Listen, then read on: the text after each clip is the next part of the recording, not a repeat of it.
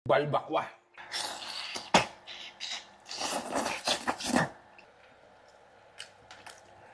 Patis. Na-hack yung page ko.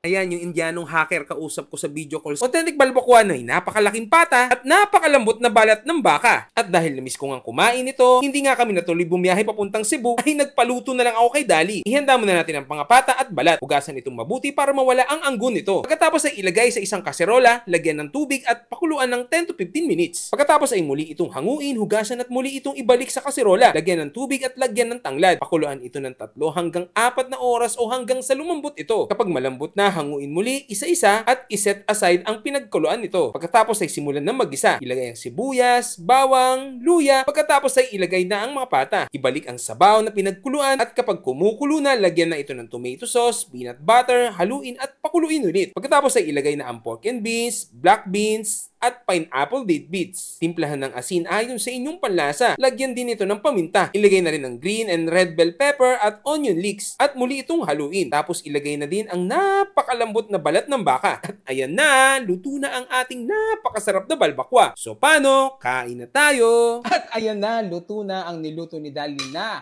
balbakwa.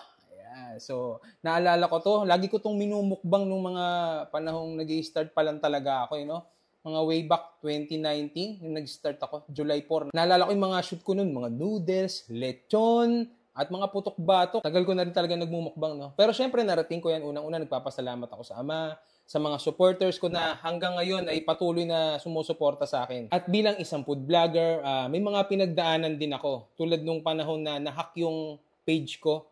Ayan, yung Indianong hacker kausap ko sa video call, sabi niya lagyan natin ng blue check yung page mo tulad nitong kay Ninong Rai. Kinabukasan nakick na yung personal account ko as admin kaya nawalan ako ng control or access sa sarili kong page. Yan, so halos hindi ko alam talaga yung gagawin mo kasi syempre ito yung bread and butter ko. Ayan, di ba? At nung time na yon, doon ko talaga na-realize na iba pa rin pala talaga kung may merong backup plans, meron din natawag na traditional business, bukod dito sa vlogging. Yun nga, dahil anytime na may mangyari sa social media platform ko, meron akong other source of income. At dahil nga isa akong food vlogger, may mga namimit akong mga business owners, naririnig ko yung mga kwento nila, stories of success, ano yung mga pinagdaanan nila at paano nila narating yung kalagayan nila ngayon. At habang pinapakinggan ko yung mga kwento nila, nai-inspire talaga akong magnegosyo. At isa na nga dito yung CEO ng isang kumpanya na na-meet ko na veterano na talaga sa larangan ng pagpa-franchise. Hello po, my name is Benjamin Batak. I'm the president and founder of GreenSmart Corporation.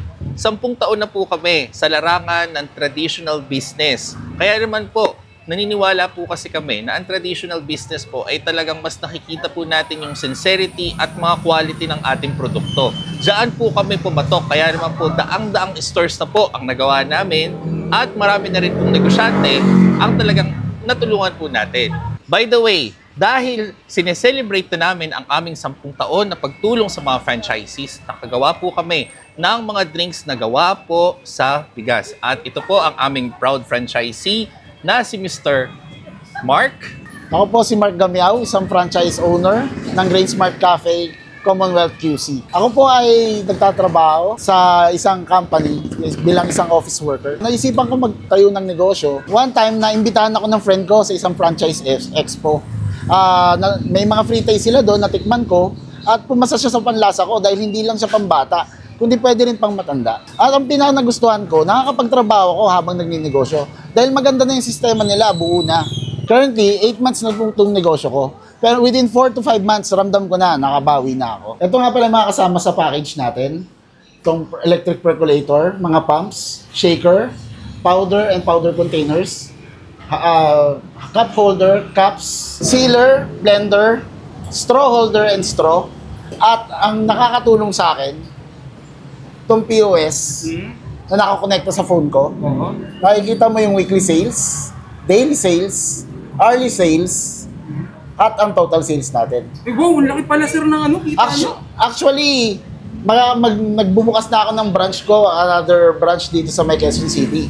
Ang kagandahan pa nun, si GreenSmart na ang naghanap para sa akin dahil nga ako may trabaho. So yan, abangan nyo kung saan akong branch nag-franchise ng GreenSmart Cafe. So sa mga agaya ko na may puhunan pero walang time, So, at interesado sa pagbibusiness, so mag-message kayo sa number na ito. Ayan. O kaya sa page ko. Ayan. So, i-assist ko kayo. At ang kagandahan pa dito, sa halagang 348, dalawa na ang branch nyo. Pwedeng cafe, o kaya cafe, bigasan, cafe, o water station. Yan ha. The best yung promo nila niya ngayon. So yan, syempre, bago tayo kumain, magpa-pray muna tayo. Ama, salamat po sa mga biyahe. Ito, pakibasbasan po sa pangalan po ni Jesus. Yun, grabe. Mainit-init pa to. Sheesh, lambot. Ilang oras natin pinakuluan to? 4 hours, oh. Yan. Init. At ang sabaw nito, grabe. Promise, mapaparami kayo ng extra rice. Yan, para po sa inyo ang aking una. Subo.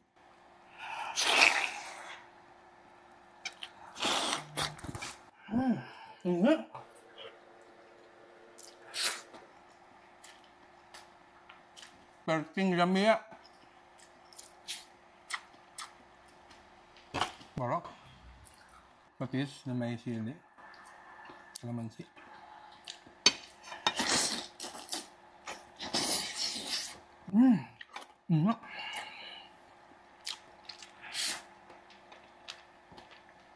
Sarap. So sa mga nakasunod sa luto ni Dali, nadali lang naman ito lutuin. Ayan, tayo isa pa. Mas malaman to. Ayan. Balbakwa.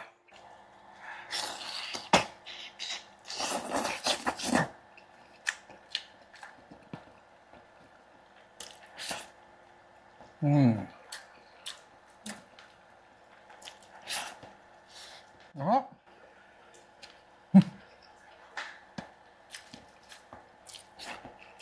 So rice pa po tayo. At alam niyo ba yung rice natin na gamit? Amaya to. Galing sa Grain Smart bigasan. The best to. Maputi, masarap, mura. Shish. Amok.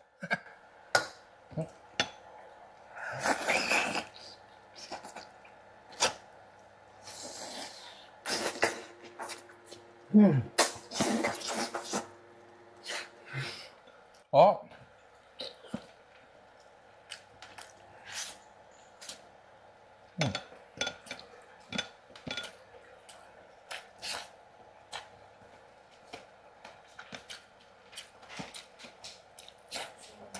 Yan o. Then, she's patis.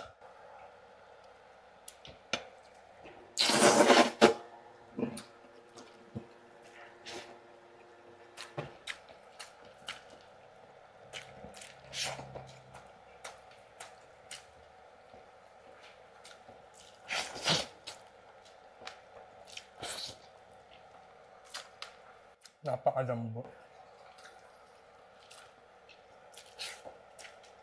Naalala ko pala nagpunta akong Cebu. Natikman ko yung authentic nito. Grabe, sobrang lambot. Yun naman, 8 hours yun. Kung kayo naman kasi nagmamadali kayong magluto, pwede kayong mag-pressure cooker. Mga ano lang to, dapat mga 1 hour and a half or less than, mga 1 hour and 15 minutes. Ganun lang dapat ang luto niya. Ayan o. Perting lamia.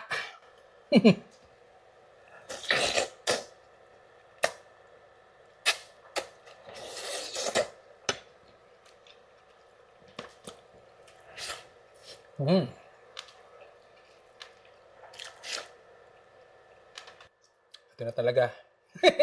Last na to, last na. Yan, so sa mga gustong interesado sa business, message kayo kaya sa number na ito.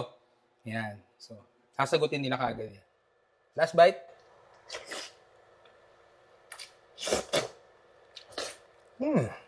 Lambot. So, sa mga gustong mag-try ng luto nito, sundan nyo lang yung luto ni Dali. Napakadali lang naman. Pag nagmamadali kayong magluto, yan nyo lang, magano na lang kayo dito, pressure cooker. 1 hour and a half, 1 hour and 15 minutes siguro, mga ganun. So, paano? Gutom na si Dali. Bye-bye!